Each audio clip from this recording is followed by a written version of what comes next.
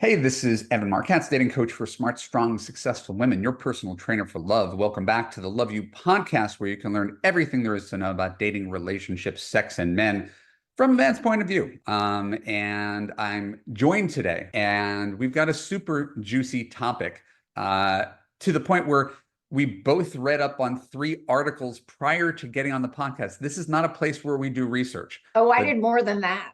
right. But the topic is so juicy. It's why women need men with masculine energy. And so, as a man, I certainly have things to say about that. As a married woman, Carol's going to have a lot to offer. Before we get into the meat of the podcast, if you enjoy the Love You podcast, please subscribe on Apple, subscribe on Spotify, wherever you get your podcast. Leave us a positive review or a comment. It makes a difference. We are being seen by more people now than ever. And I'm very grateful for your patronage and thoughts, especially in the wake of my crazy car accident, which Carol and I agreed we're not going to be talking about Ah, today. terrifying. We're going to talk about lighter stuff. My friend Carol, how are you? What's going on in your world? Well, I'm fantastic. You and I both were just in Mexico, in different parts of Mexico, doing totally different things, but I'm still basking in the glow and dreaming of guacamole, which I had every single day for 2 weeks. Sounds like a garage rock band dreaming of guacamole. Um, you were there for Day of the Dead? I was, and it's such a beautiful, meaningful, deep tradition, and it's so celebratory. And what was so strange and sad this year is I actually had someone die that morning. I had a very dear uncle die that day, kind of unexpectedly. So that was very, very strange. And then I had a dear friend with me whose husband of 39 years, who she'd been with for 40 years, uh, had just passed a few months ago, and they were so into Day of the Dead, and they introduced me to it years ago at Hollywood Forever here in Los Angeles, which Sure. is like the most beautiful, gorgeous art experience I've ever had. So his memorial was a Day of the Dead memorial back in January. So I brought her with me.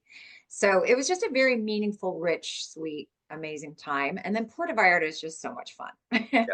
It's so much fun. And then I went to San Miguel Allende, which I'd never seen before, which is this glorious city in the mountains of Mexico, where friends of mine have like the most beautiful house you've ever seen that they built for $100,000. And just had an amazing week. And my husband came down, and it was really great. So missed the election. Oh, gee, wish I'd stayed in By the Mexico. way, same exact thing. When I went to Modern Elder Academy, and we were in about an hour outside Cabo, I would normally Wow. be glued to the television and glued to my phone. And I was like, you know what? I'm going to be really present for this. Great. And pristine beaches, boutique hotel, great food, and extraordinary people going through midlife transitions, CEOs who are sort of stepping down and finding their next move, and empty Gee, what's that nesters. like? Right. Right. So yeah, there are some people who have had great career success, but are feeling really, really lost right now. Yeah. And as I said in my previous podcast, I was struck by how much these changes and transitions parallel each other, how much good life advice and career advice overlays onto dating and relationship advice. For sure. That's what I For talked sure. about in my accident podcast. And so I want to sort of just focus on the fact that not only am I alive, but I'm kind of sort of floating on air because I got a rejuvenation. And I think that's the kind Love of thing it. that everybody needs. We all get sort of stuck in a rut, and we're Yeah. basically go to sleep in our bed, in our head, same thoughts, and you need something from the outside to jolt you out of your inertia if you're going to Yeah. make a big change. And so I got some good catalysts for change and new opportunities to get in front of different audiences and work with different people. Great. And Great. I hope that makes a difference to all the women I'm going to be meeting and servicing. It's odd to say you're servicing women, but I do service women. Um, and I'm looking forward to I hear you're really good at that, by the servicing more women in a professional capacity. way. Uh, so Nice. today's first topic, maybe only topic in conversation, depending upon Uh-oh. how deep we go, is why women need men with masculine energy. And I really wanted to do something super cheesy, because I don't mind being cheesy. I am a dating coach. I want to share a definition that someone else gave to me that I thought Mhm. was neat.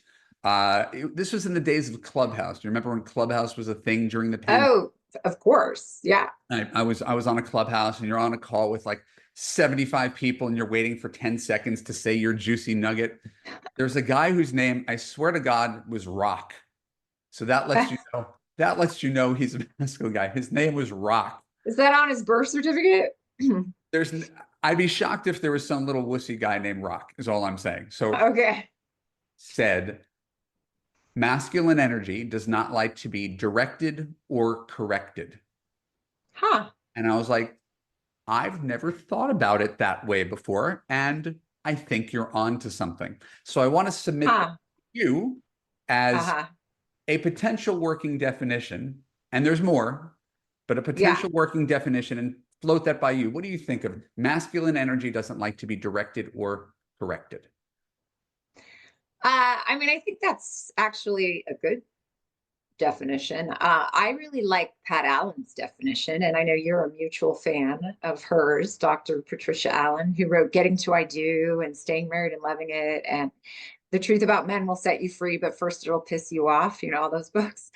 Uh, so she says masculine energy is thinking versus feeling, Okay.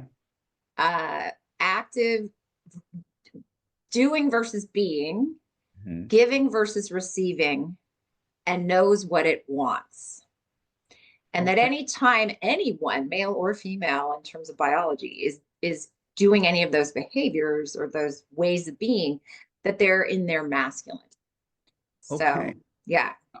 I almost feel like I need to volley back another definition. And and Okay. and by the way, just so we can sort of round this out, because none of these, there's no like active dictionary working definition of it. But my audience generally is smart, strong, successful women, career women who spend a lot of time in their masculine, who've accomplished Yeah. great things. So Hmm. someone else shared with me, and I share this in Love You, masculine is about self, me, my ideas, Ah. my ambitions, Mm. right?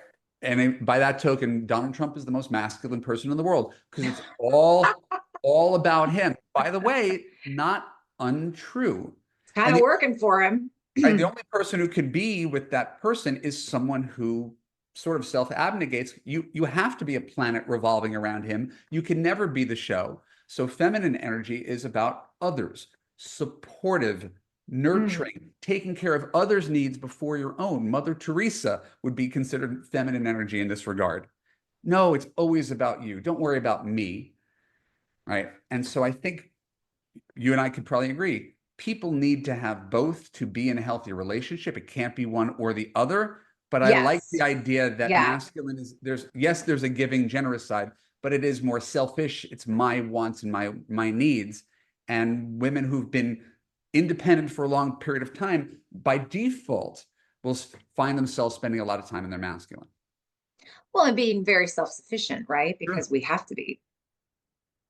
Please volley Yeah. back. Well, it's interesting because Pat Allen's definition is that when you do for others and when you nurture others and you take care of things, you're actually in your masculine because it's a doing role. Okay. So, not to disagree, but No, she you would can. disagree. And she would say that me stuff, that orientation is a whole separate issue. Whether you're oriented outward or inward is a whole separate issue.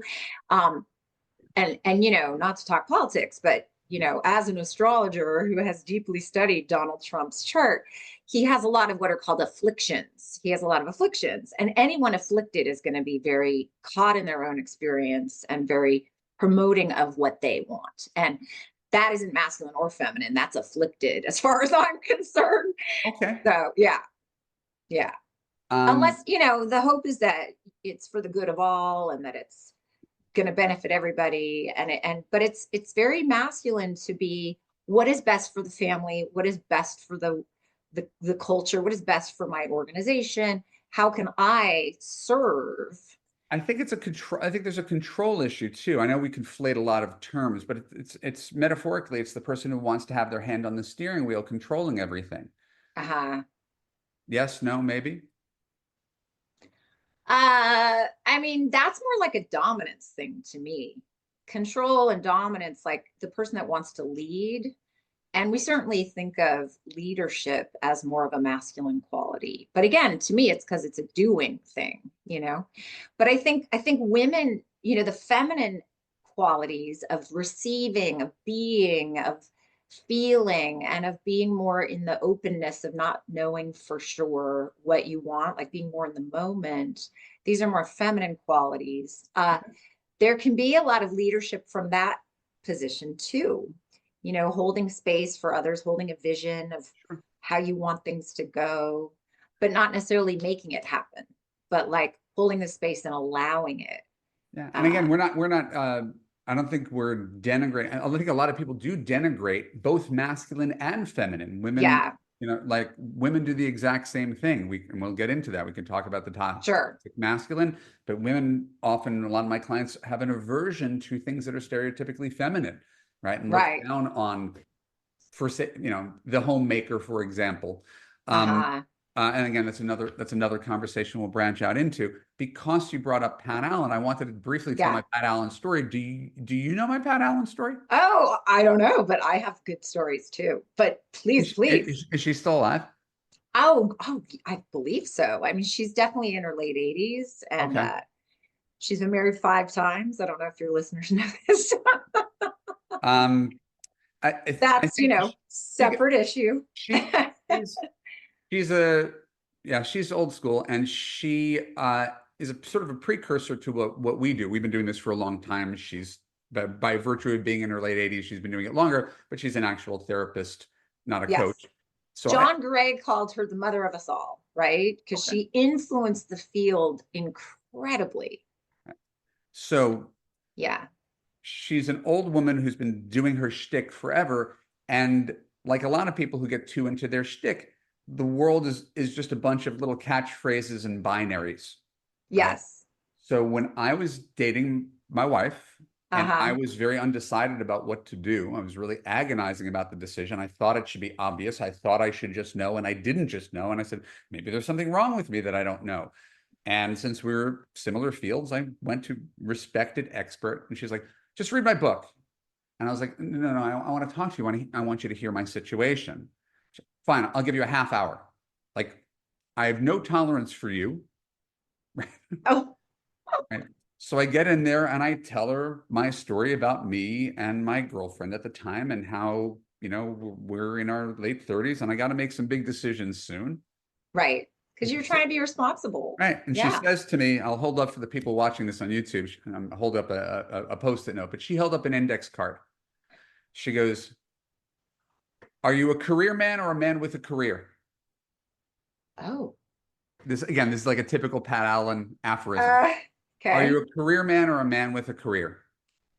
I said, I think I'm a career man. I think like my work is a huge part of my identity. It's what I do. It's not just a thing for me. It's not Yeah, it's a just something that calling. pays a bill. I'm a career man. She goes, you're going to cheat on your wife. This is a true story. Not that I cheated on my wife. The fact that Oh my God. this respected elder told me this story. Her version is, for those guys who are that kind of alpha career driven guy, right? If they're not completely blindsided, intoxicated, whipped on their partner, you know what's going to happen. And by the way, you've seen people like that before, right? Like those guys Sure.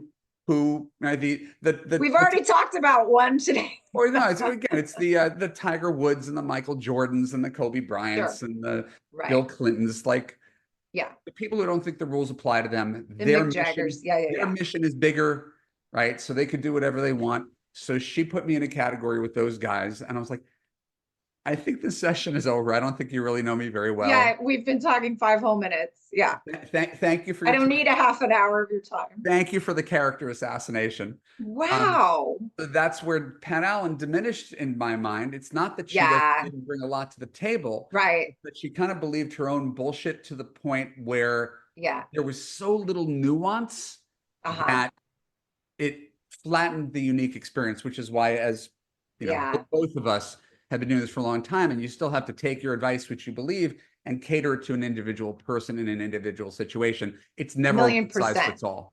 Million. Oh my God. Try being an astrologer, right? Where I'm I looking will at not, like, I will not try to be a strong. I know, but I'm looking at the snowflake that's unique to the person in front of me. And I'm like, your timing is your own and your personality is your own. And the way you connect with person A is going to be very different than person B. Like, oh my God, it's so complicated. I can't be binary at all.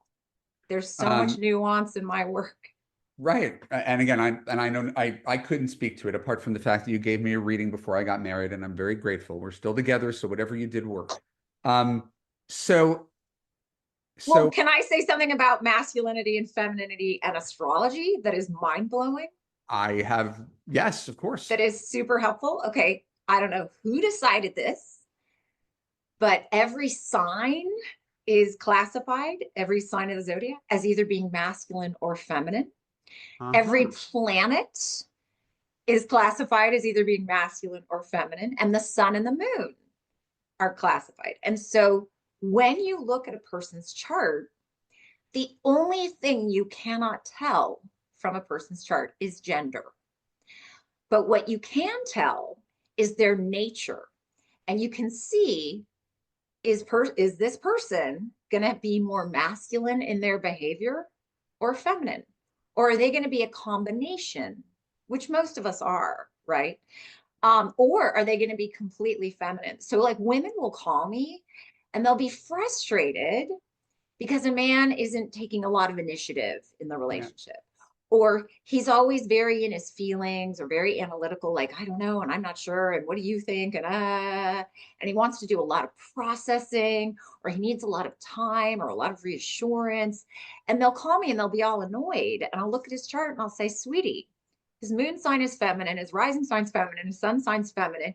Yours are all masculine. He's like the perfect complement to you, but you're the guy. Okay, like you're the guy in the And relationship I try to arrive at the same conclusion, not obviously based on their charts, just based on their based on the feedback. story. Right. Right. And so again, I love how we can converge and arrive at the Yes. same, largely you and I Yes. do arrive at the same place through different All processes. the time. Yeah. And again, I want to talk about sort of personal experience. I want to talk about your marriage. I want to talk about my marriage, Okay. because the thing that Well, I've Pat Allen told me to divorce my husband, and I only got a 15-minute session. I'm glad you saved that one. You just dropped that. Um, so yeah, we don't want She to we told don't me I was going to cheat on him. No, just kidding. we don't want to She bury. said, "There's this guy Evan, and you and Evan are going to get." Anyway, We have um, not, ladies and gentlemen. we have not. We were all close friends.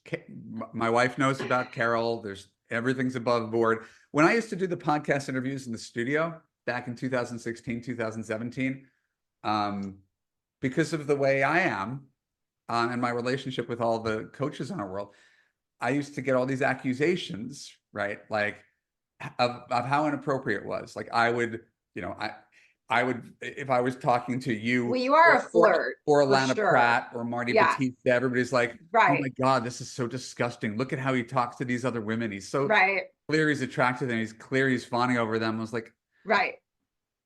I just, these are very insecure people who would Yeah. cast those aspersions. Right. Nonetheless, I want to talk about our relationships as a prism for listeners to Oh, okay. sort of process where they're coming from. And I'm just coming off of a conversation right before this. My last Uh-huh. hour was with a woman who had no masculine presence in her life, apart from an abusive masculine presence when she was young. Oh.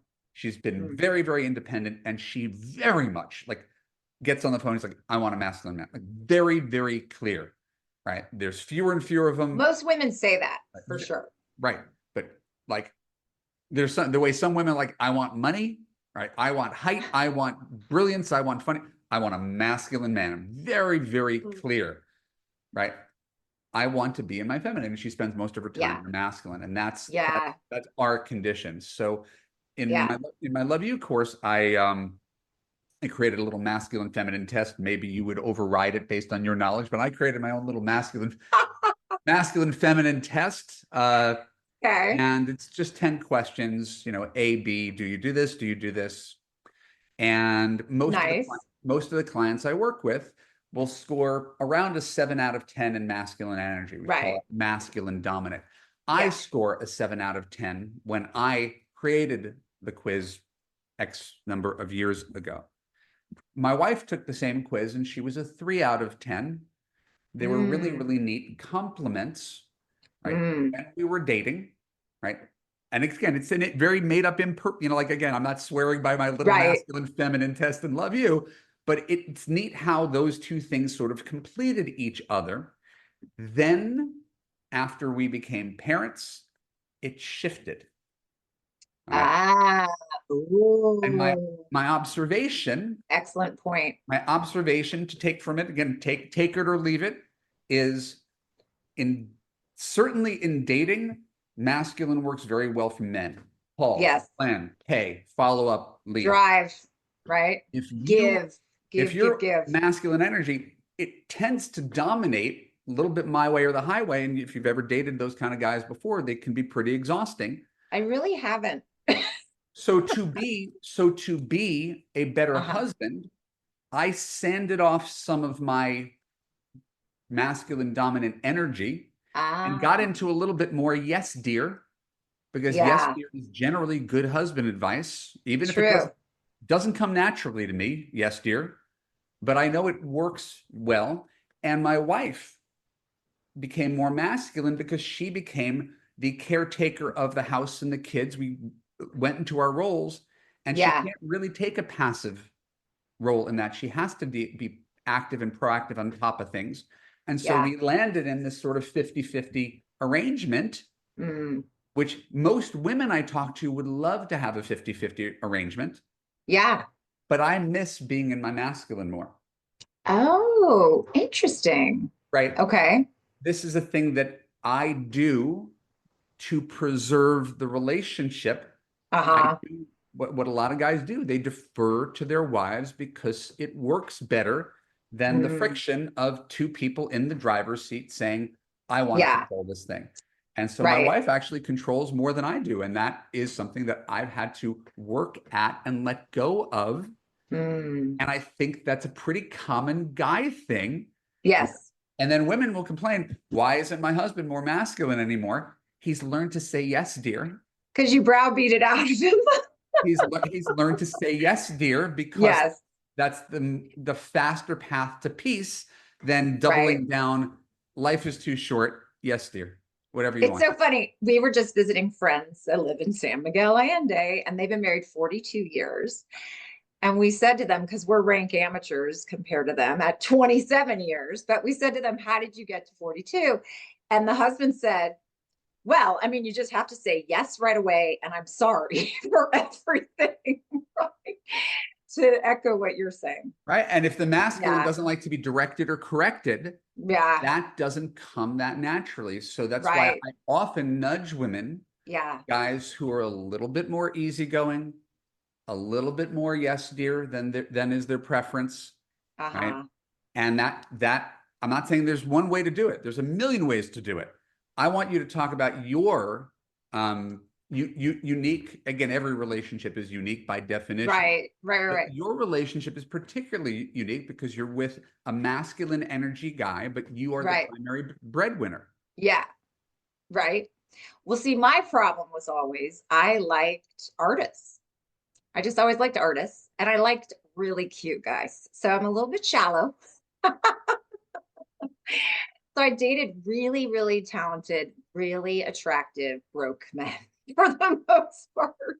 Well, you did this mostly in your 20s. I mean, I again, did. I did. And my husband, tripped over me when I was 23. And who needed anything when you were 23, right? So and I had all the friends marrying the investment bankers, right? And the guys with big corporate jobs. And I was in 9 weddings and swear to God, I'd be at like the rehearsal dinner going, oh, and what do you do? Oh, Morgan Stanley. Oh, oh, like Bausch and Lomb or whatever. Like they all were.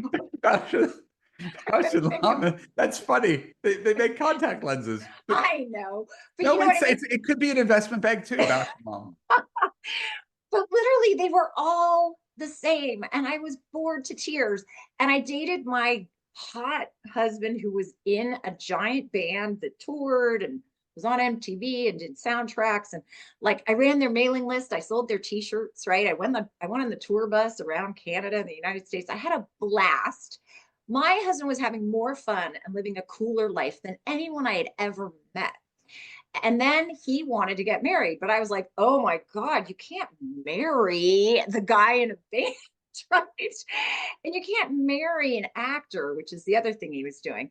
And so we broke up, and we broke up for 4 long, miserable years. And I dated the investment bankers. I went out with guys who were like, I'm going to retire at 40.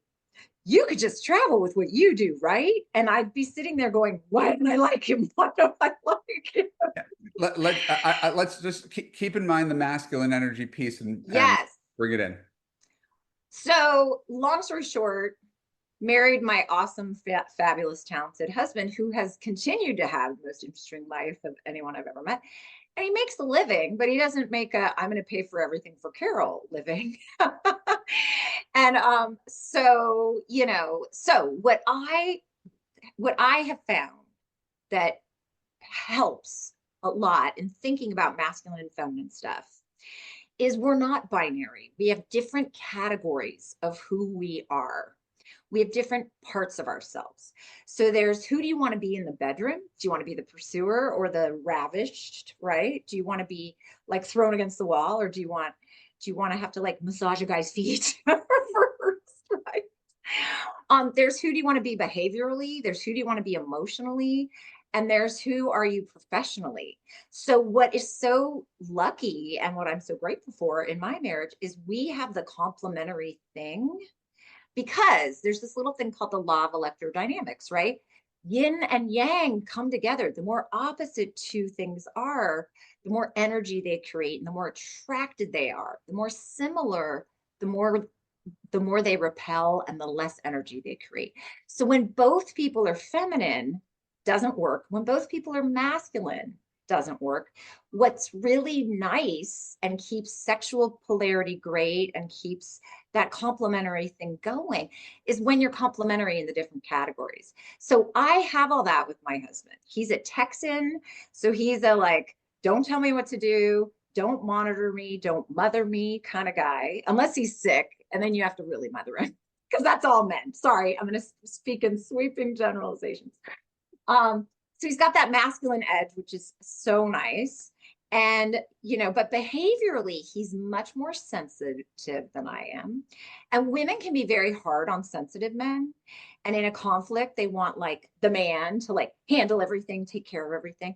And that's just not reality. Sometimes we as women are more able to like deal with a crisis or handle like conflict. And that's me and my husband. So, when we miss a flight in London one time, like he has to go sit down, like have some water, get a lunch, and I go take care of like the luggage, the new tickets, the like figuring out the semantics. And it's easy for me and it's not for him. So, there's just ways that people come together where they're a team. And when I've had like my biggest career successes, he took so much emotional care of me and he handled everything for our home life. And we kind of flipped into reversed gender roles Yeah. when I had like a lot of opportunity all at once. No, I remember And it that. was his idea. He was like, I'll do all the shopping, I'll do all the errands, I'll do all the housework. You go, baby, go. And he wasn't threatened and he wasn't jealous. And he didn't feel like, I talk about your relationship more than you know about. oh my God, it was so great. It was so As great. as an example, and I could imagine, and this is again where the challenge comes in for our listeners, is the disappointment in the idea that men are sometimes going to be in their feminine and men are sometimes going to be weak, and sometimes you're going to have to lead, and Yeah. we can lean on each other and trade off, right? Because part of the narrative, and it's not an incorrect narrative, is, and this is built into my marketing, you have been taking care of your clients, you've been taking care of your kids, you've been over delivering to your selfish exes, right? Taking care of your aging parents. Who is taking care of you? Right? Yeah. That's built into everything that I do. I try to take care of my clients like a husband would take care of, like that's built into it. And Beautiful. I think a lot of people want that to be fixed, right? Almost parental in a Yeah. way my man can handle all of it all the time. And you know what? Like, those are the women that stay single. I mean, I hate to be so blunt, but it's just the truth because nobody's going to be like that all the time. And that's just not And a guy who reality. doesn't have emotional needs, you're going to have a really hard time connecting to him because he doesn't need you either. And really, he's pretending and he's shutting you out. And he doesn't want to look at himself. He doesn't want to, he's the guy that was told he's not allowed to have feeling. And there's going to be a giant cost to that in another way. Those are the men with addictions, those are the men who gamble, those are the men, you know what I mean? Like, so it's just not real. Do you remember my bit?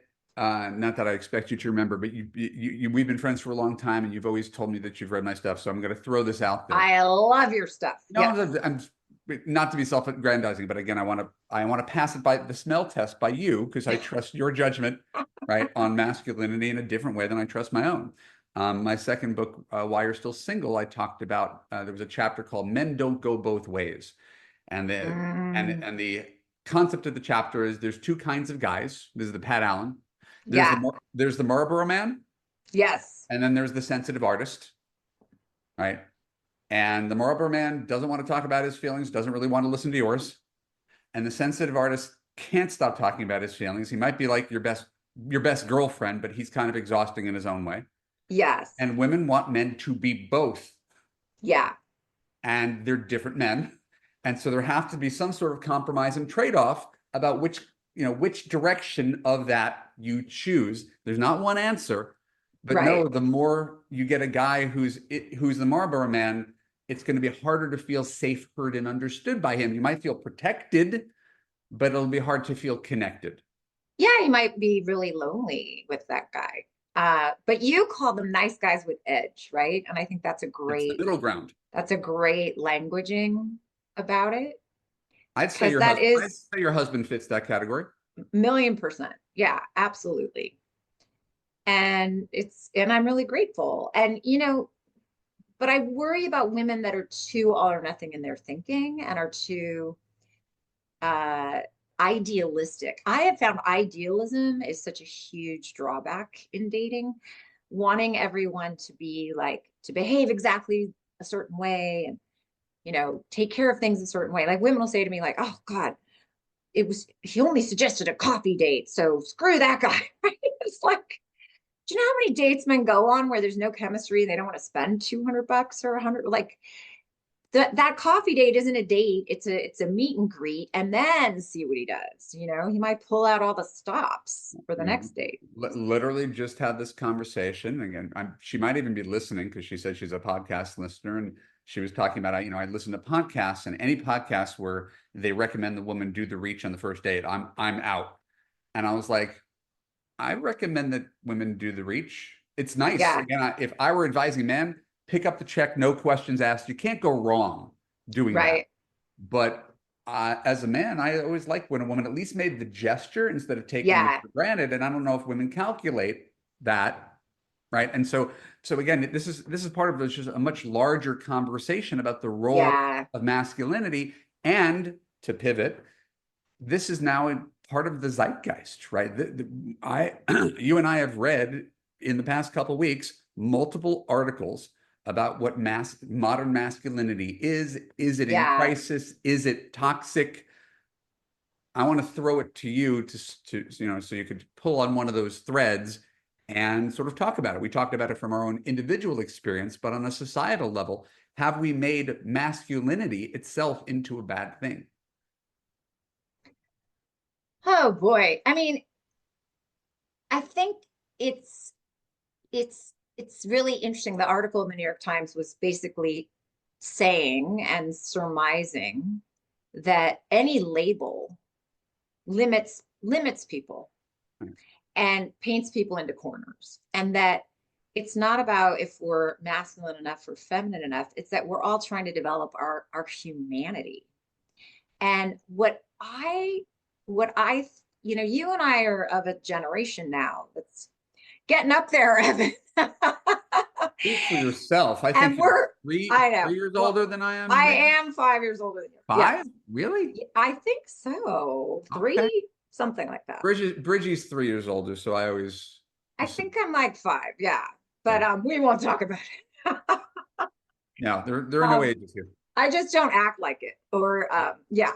But so when you talk to the younger generation and the kids these days, they're it's such an interesting change we're going through around gender and gender normatives and gender expectations. And of course, there's so many kids now that are really convinced they're neither gender, right? That they're in this weird new kind of, I mean, I guess it's not new, but it's new in terms of how open it is and how prevalent it is, that they don't feel that they're either gender. And Yeah, I don't want to go down that's that a road. whole other thing. I don't But want to go there's down that just a road. lot of tolerance that I'm seeing and a lot of open-mindedness. And when you say to them, like, oh, well, the man should really call first, they go, what are you talking about? We don't think that way at all. That's how a lot of young people respond Right. when I share things that were like cultural norms when you and I were growing up or in college or in our 20s and dating.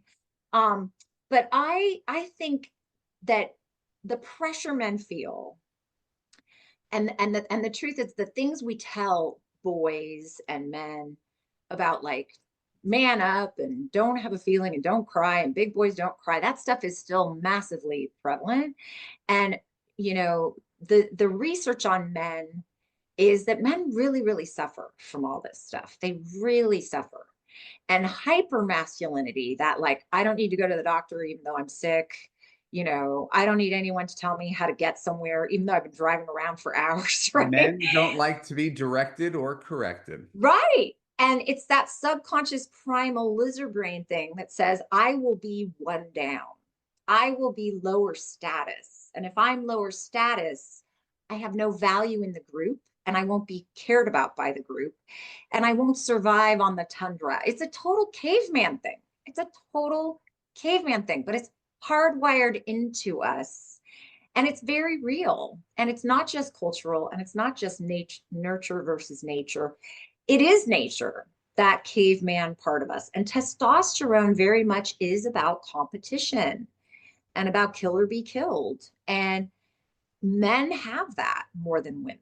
And it's part of what makes men great is they're competitive and they want to like be significant and make their mark. And it's part of what makes men suffer and cause a lot of problems, right? Right. We don't, when we close our eyes, we don't have to imagine there's a school shooter. Which gender is it? No one has to ask that question.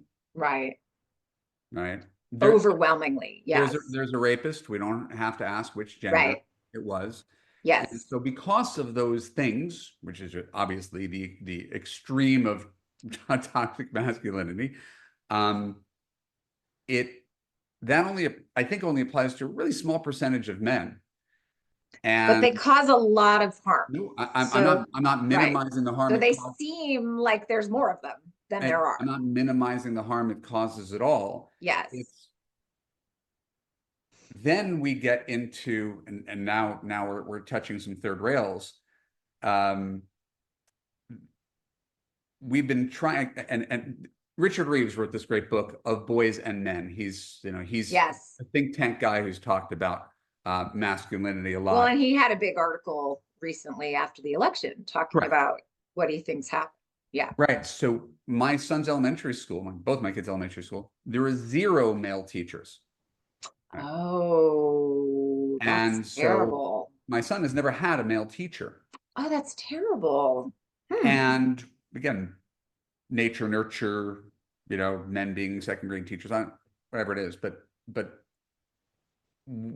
there is, because there's a difference between men and women, Yeah. a lot of women teachers make boys wrong for being boys. And Yes. all you have to do is Totally.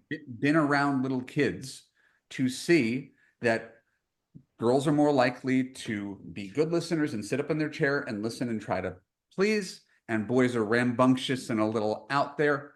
Yeah. My son has had, he had, very specifically, one teacher who he loved, who got little boys, who had a little boy, and he had Uh-huh. another teacher who just expected all the little boys to act like little girls, right? Oh, wow. And so it sends a subliminal message that for having that boy energy, Yeah, you're bad, you're wrong, you're not right, okay. right, and we're putting people in situ, like we're it's not shaming and it's unintentional. It's Right. really it fall under unconscious bias. I actually think highly of this teacher. She's very bright. She's good at her job.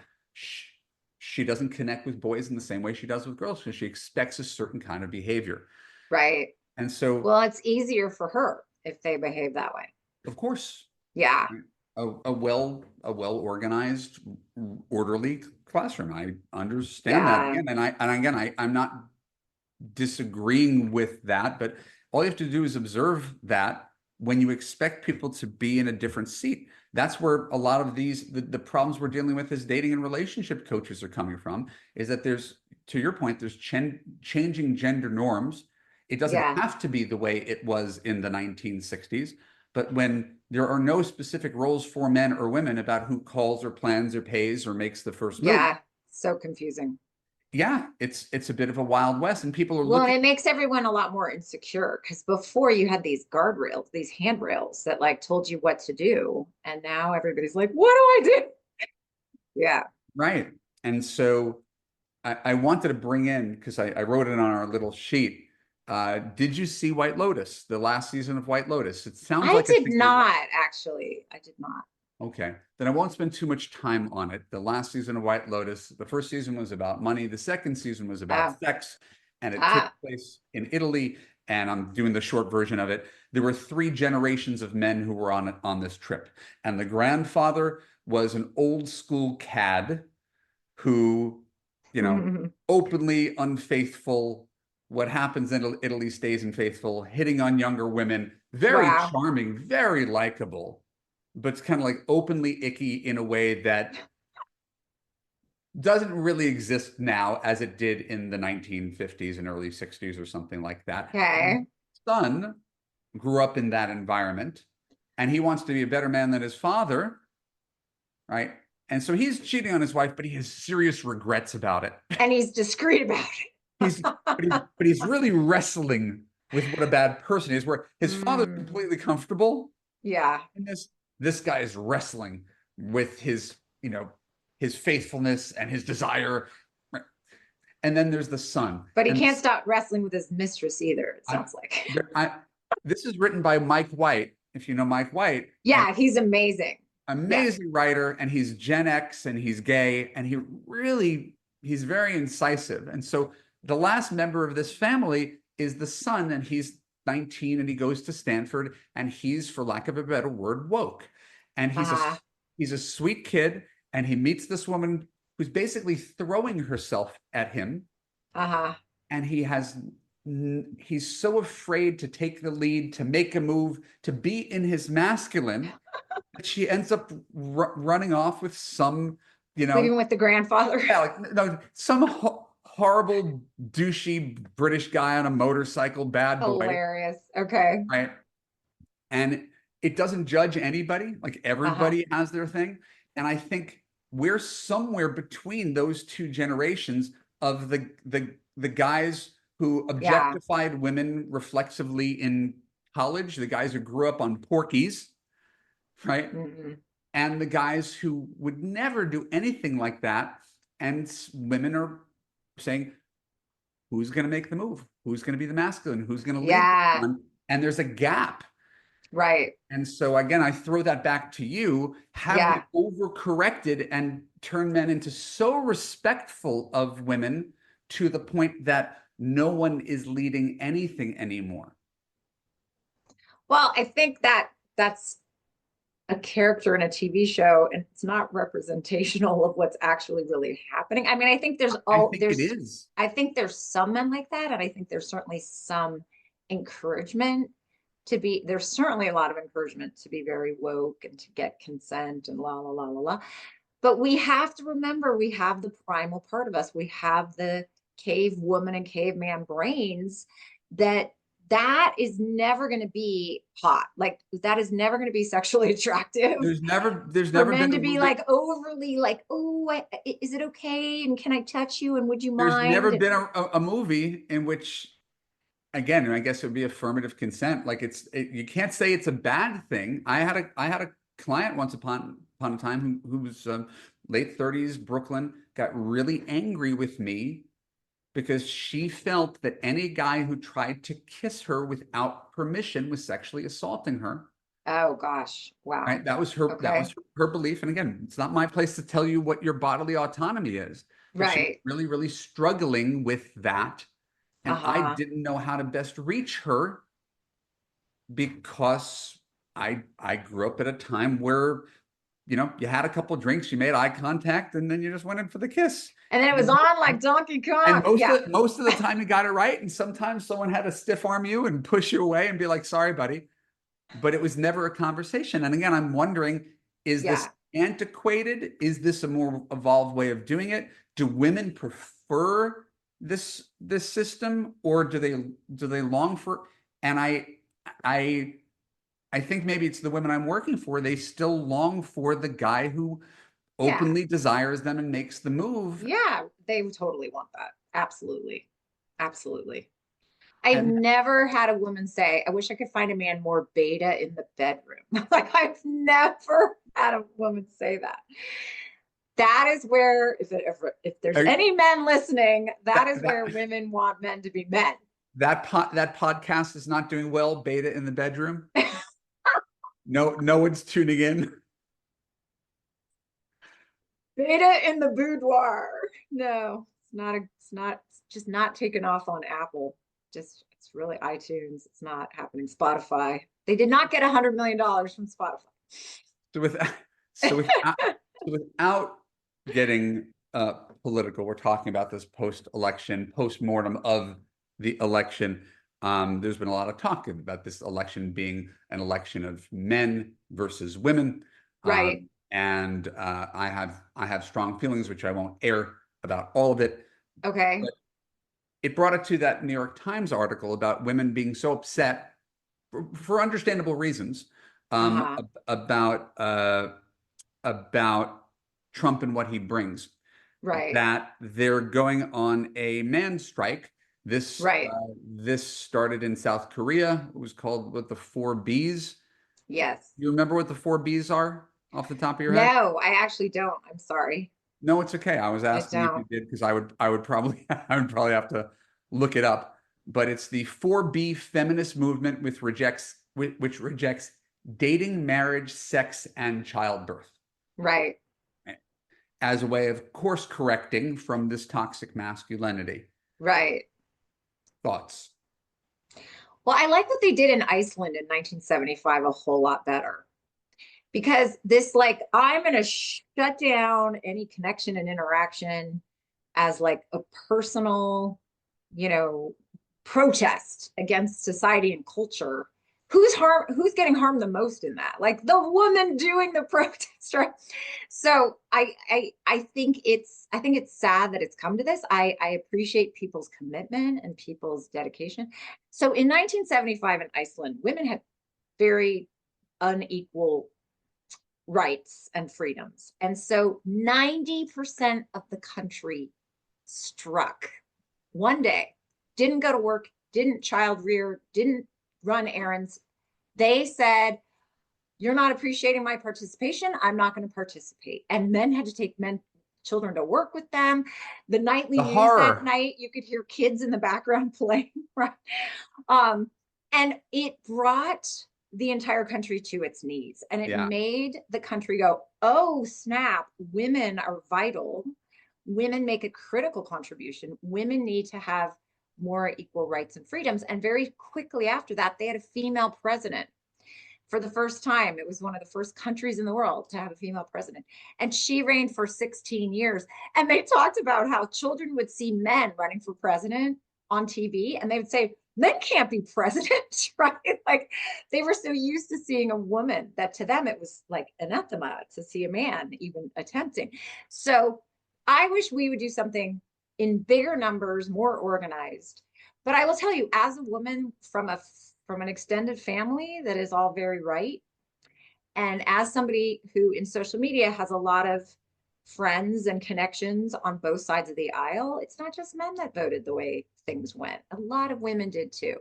Sure. Yeah, as I So said, I wanted to avoid the political as much as we can because again, yeah, it would be easy to go down that rabbit hole and that which is yeah, a whole other 3 hour conversation. Um, yes. That's all I wanted to say. no, and Is again, it's not as simple as like all the women feel this way and all the men feel that way. It's just, I agree and yeah, I do understand. yeah. The four B's movement, right? The opting out of everything having to do with men, and your 1975 story reminded me of my favorite book, Ooh. The World According to Garp. Oh, You sweet. remember The World According to Garp? Of course. Um, and that book was written 78, maybe. Um, and he's a super liberal feminist, John Irving. He made up something called the Ellen James Society. And the Ellen James Society were women who'd been sexually assaulted, who cut Oh, out their own tongues, right? oh, Again, this is a made-up concept. It was because right. there was some story, some fictional story about a woman who was raped and the guy cut off her tongue so she couldn't talk. That was the thing. So all these other women were cutting off their own tongues in solidarity, Ah, right? And I forgot some that part. I blocked that out. something about that feels similar. Like Uh-huh. we're going on strike, we are going to literally cut ourselves to spite our face. And Yeah. is it actually furthering our goal, or Right. are we somehow punishing ourselves and saying all men Yeah. when we could most of us could probably agree there's a certain kind of man that you want to stay away from. That's not a Yeah. terribly difficult conversation, especially if you're in the business of advocating for women. Right. But it's also that very sort of black and white thinking that that we can just say men and know exactly what we're talking about. Previous episode, or maybe two episodes of this podcast, I did something called There Are Good Men. Uh-huh. And I talked very specifically about our friend Craig, Oh God. The right? best. Who, Yeah. who just lost his wife. And Hmm. this guy reveres her, doted upon her, right? Center of his world, and right, Yeah. morally impeccable man, Yeah. right? And also happened to be 6'4" and wealthy and had his time as a player and all that kind of stuff. And 37 years just of the most devoted marriage. And when you see things like that all the time, as a man, Yeah. it does make me feel defensive when people, again, that might even be, Man bash. yeah, Yeah. that might even be some of the Trump reaction is when people feel like they're being attacked, their Yeah. Sure. defense, right? Absolutely. Hmm. Yeah, Sure. I haven't delved too much into that.